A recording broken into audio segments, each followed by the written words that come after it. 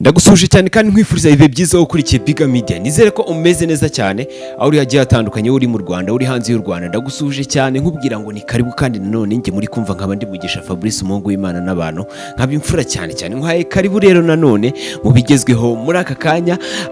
Turagaruka cyane ku marushanwa ari kubera mu Rwanda, aho kuri uyu munsi wa kabiri w'amarushanwa habaye amarushanwa atandukanye, yaba ku cyiciro cy'abakobwa ndetse n'abahungu, aho habaye amarushanwa y'abatarengeje imyaka 23 cyangwa se abari munsi y'imyaka 23.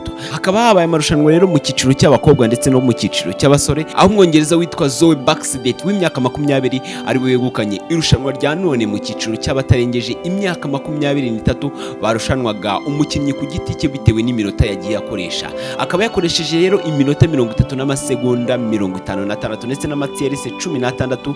Umunyarwandakazi waje hafi ni uwitwa Ntakirutimana Marita waje ku mwanya wa 27, akaba arushanwa n'uwa mbere iminota 5 n'amasegonda 31 ndetse n'amatiyerese 23. Nyirarukundo Claudette wahagurutse mbere ndetse ari nawe watangije ino rushanwa ari ku mwanya wa 32, akaba arushanwa n'uwa mbere iminota 6 ndetse n'amasegonda 18 n'amatiyerese 17. Kuri uyu munsi rero hakaba hahatanye abakobwa 45, bose bakaba basoreje hariya kuri Kigali Convention Center, n'ubundi hasanzwe hari gusorezwa no marushanwa. Nanone kandi mu cyiciro cy'abasore batarengeje imyaka 23, umunyaswede witwa Jacob Sodavist wari wegukanye umwanya wa kabiri mu mwaka wa 2024, akaba ari wegukanye umudari wa zahabu i Kigali nyuma yo gukoresha iminota 38 ndetse n'amasegonda 28 ku ntera y'ibirometero 31 n'ibice bibiri mu gusiganwa ku bihe, aho basiganwa buri wese hakaza gupimwa igihe yakoresheje mu cyiciro cy'abahungu batarengeje imyaka 23.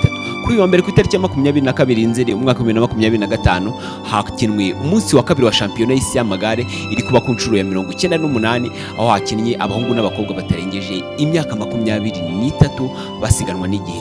Inzira zakoreshejwe rero uyu munsi zikaba byari kuva kuri BK Arena ndetse bakanyura kwa Rwahama, bakagera Kimironko kuri Simba Supermarket, bakagera kwa Shelando ndetse bagakomeza kuri Prince House Sonatibe, bagakomeza Nyanza ya Kicukiro Igahanga kuri Master Steel, bakagaruka Sonatibe Rwandex mu Kanogo, bagakomeza mu mujyi ndetse bakagaruka ku Kanogo bakagera ahitwa Medi Hill ndetse bakakomeza kwa Minyone, bakanyura ku Muvunyi, bagahita basoreza kuri Kigali Convention Center. Tuyizere Etienne uri mu banyarwanda bamenyereye irushanwa ry'isi, uheruka i Glasgow n'Izurich mu mwaka wa 2023 no mu mwaka wa 2024, niwe wabimburiye abandi batarengeje imyaka 23 mu bahungu. Uyu kandi yarasanzwe ari mu myanya iri hagati ya 62 ndetse na 66, gusa uyu munsi yasoreje ku mwanya wa 30 nyuma yo kubimburira abandi mu rugendo rw'ibirometero 31 n'ibice bibiri byahereye kuri BK Arena. Tuyizere yakoresheje iminota 43 n'amasegonda 36, mu gihe mugenzi w'umunyarwanda wahatanye kuri iki cyiciro witwa Niyonkuru Samuel yasoreje ku mwanya wa 28 akoresheje iminota 43 ndetse n'amasegonda 15. Nkuko twabivuze rero, umunyaswede witwa Jacob Sodavist w'imyaka 22 niwe wegukanye umudari wa zahabu muri shampiyona y'isi iri kubera muri Afurika bwa mbere nyuma yo gukoresha iminota 38 n'amasegonda 28.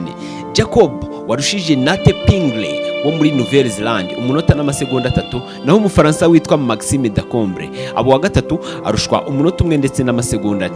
Nanone kandi ikindi wamenya nuko kuri uyu munsi umufaransa witwa Maxime Dacombre yakoze amateka yo kugera ku muvuduko uri hejuru cyane udasanzwe, aho yafashe umuvuduko w'ibirometero 97 ku isaha ubwo yavaga Kicukiro Centre yerekeza kuri Kigali Convention Center. Ibi uyu mufaransa yakoze mu isiganwa ry'abasore batarengeje imyaka 23 muri shampiyona y'isi y'amagare iri kubera mu Rwanda, ubwo basiganwaga umukinnyi ku giti cye hakaza kubarwa igihe yakoresheje. Akaba yasoje rero iri siganwa ari ku mwanya wa kabiri, aho yasizwe n'uwa mbere umunota 1 ndetse n'amasegonda 4.